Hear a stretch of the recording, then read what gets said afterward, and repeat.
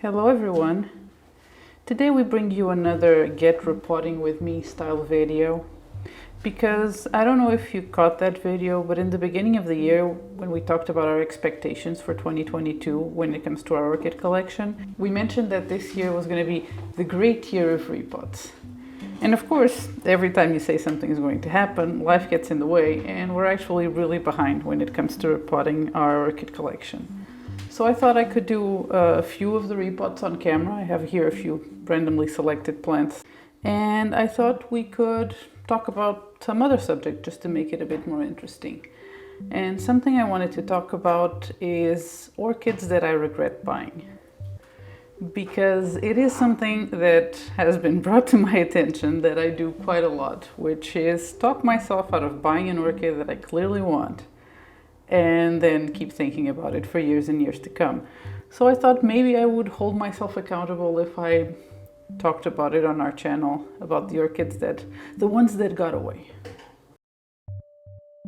And to get started with the repots, the first one I have here is a Phalaenopsis, and this is our Phalaenopsis Taida Snow crossed with macassar. This orchid just came out of bloom, it just dropped its last flowers yesterday, and it was last repotted in 2019, so it's definitely due for a repot. And it was actually in bloom for months and months. So another video I have to do is underrated orchids, and this one would definitely go on that list. Although it's not like a well-known hybrid. I don't think it's even registered, but it's definitely one of our favorites. Let's see. We make these holes so that the root system can breathe a little better, but it has this unforeseen disadvantage that all orchids, but especially Phalaenopsis, seem to take these holes as a challenge, a personal challenge, for them to get as many roots through them as possible. And now I think it's pretty much impossible for me to remove this plant from the pot without cutting these roots. So the first orchid that pops into my head that belongs to the list of orchids that I regret not buying is the Encyclia Miva Etoile, or I guess right now it would be a Prosthechea Miva Etoile. And that's a Cattleya type orchid that's similar to the Encyclia cochleata or the green hornet, which we happen to have. But the flowers are a very, very deep purple, almost black. And you've probably heard me mention this before, but I am a sucker for those types of colors, like really deep purples and blacks and burgundies. So that, coupled with the fact that I absolutely love our green hornet, buying this orchid would have been a no-brainer, right? No, of course. This Phalaenopsis really doesn't want to get out of this pot, because as you can see, one of the roots came out and immediately went back in just to make sure I can't remove the pot.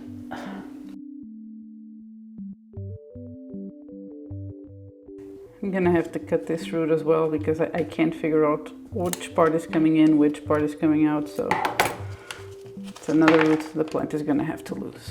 So about the Miva Etoile, we were actually on vacation in the south of Spain, and we visited this beautiful, at the time brand newly built orchidarium in Estepona, and they were having at the time a little orchid fair with some vendors.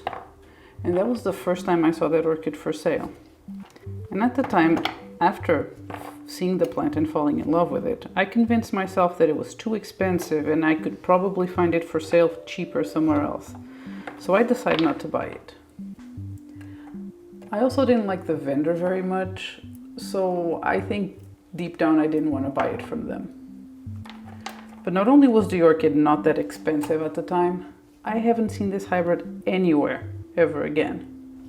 And recently, even a similar hybrid called the Black Comet has been impossible to find for sale. So I'm definitely regretting not buying that plant at the time. So I have selected this pot size for this plant. Even though it's not much bigger than the previous one, I really don't want to put her in a pot much bigger than this.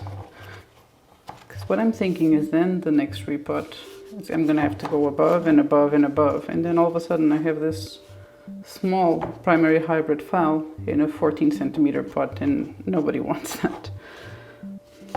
I'm gonna use my usual mix for all the species in primary hybrid, which is medium-sized Orchids bark and some sphagnum moss to aid in maintaining some moisture. The next orchid that comes to my mind that would count as a regret is the Phalaenopsis Sophie. And I saw this at an orchid show in Lisbon years ago, and I didn't buy it for the same excuse again, that it was too expensive for what it is. And this one actually was fairly overpriced. But I haven't stopped thinking about it, so I guess it still constitutes a regret.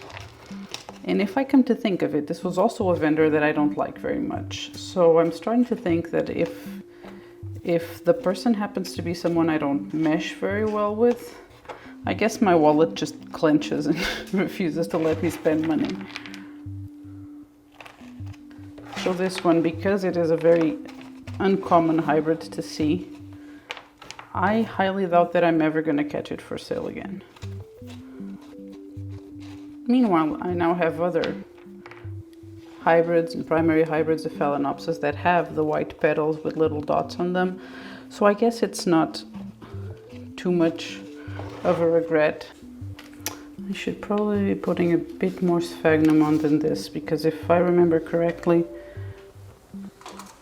this plant dries out a little bit quicker than the others. So I guess it does need a little bit more moisture.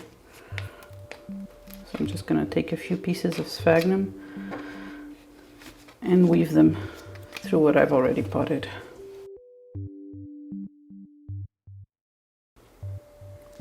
And here's our orchid all potted up.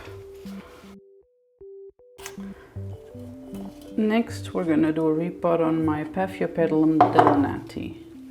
And even though it was repotted a year ago, well, when I first got it for my birthday, I have noticed that because I keep it so moist, the medium is starting to not smell the best. So I think I would rather repot it now that it has a brand new growth and it's done flowering, than, you know, wait another year for the 2 years that I usually give orchids in between repots, and this turning too acidic and started burning off roots.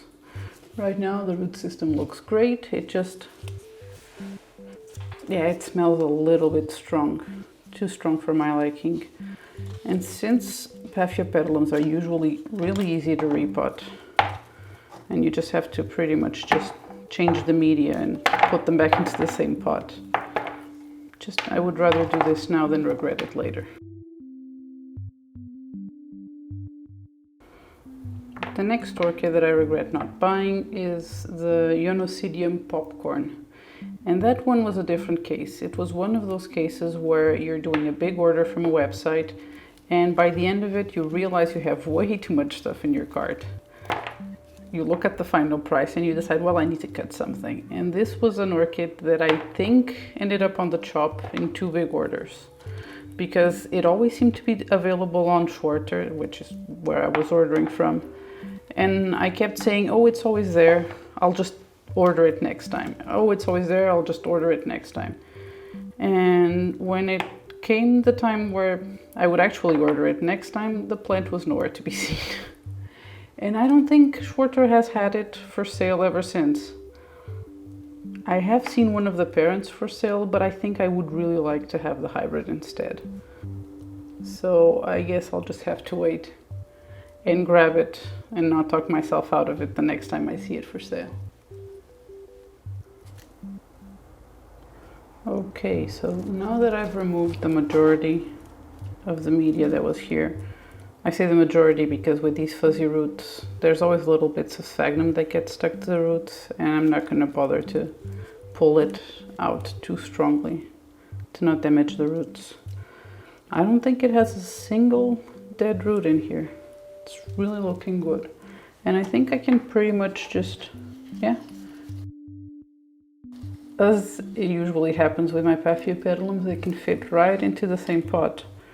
So it's just a matter of putting fresh media in.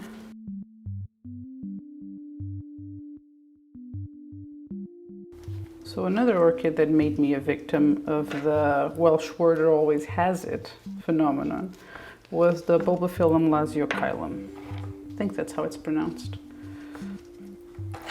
And a fun fact is, even though most of my collection is Phalaenopsis, I would say that one of my favorite genres, if not my favorite genre, is Bulbophyllums. But I do not seem to get the hang of how to grow them. We have two, and they're there. They're not exactly dying, but they lose bulbs that rot, either rot or dry out. So the only reason I don't have a huge Bulbophyllum collection is because I haven't figured them out. But yeah, the Bulbophyllum lasiochilum has been one that I've wanted pretty much ever since I found out how interesting and unique Bulbophyllums look. And I even saw it for sale at a nursery once. But again, it was the same phenomenon of, well, Schwerter always has it for sale. I'll just get it whenever I do an order from Schwerter. And when the next order from Schwerter came along, the Bulbophyllum was nowhere to be found. And of course that nursery never carried it ever since, so that's the reason why I don't have a Bulbophyllum lasiochilum. Although I do think it's a fairly easy to find orchid. I mean, I think it's pretty popular as far as Bulbophyllums go, so I'm not too bothered. I think I'm going to be able to find it eventually. Don't know if it's one of those Bulbophyllums that smells badly, but since I kind of enjoy the novelty of the stinky Bulbophyllums, I'm not too bothered about it. I don't think I used quite as much sphagnum as I did the last time, but considering that this medium was starting to not smell very good after just 1 year, maybe that's a good thing.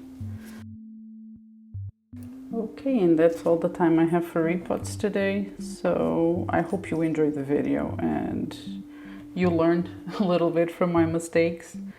Or if you didn't, that's fine, because I don't think I learned from my own mistakes, since one of the things I enjoy the most about collecting orchids and having a little collection is the scavenger hunt aspect of it a little bit. It's the fact that we search the stores and go to orchid shows and try to find the orchids that we want at a good price, or the ones that aren't that easy to find. That's an aspect of collecting that I most certainly enjoy. So if on one hand there are orchids that I regret not buying, the fact that I'm always considering, should I buy it now, should I wait, is a part of the hobby. So there is a lesson to be learned here, and at the same time there really isn't. With that said, I really hope you enjoyed the video. I hope you enjoyed seeing me repot these two little orchids. And if you did enjoy it, leave a comment, give us a like, a subscribe, and we'll see you next week. Goodbye.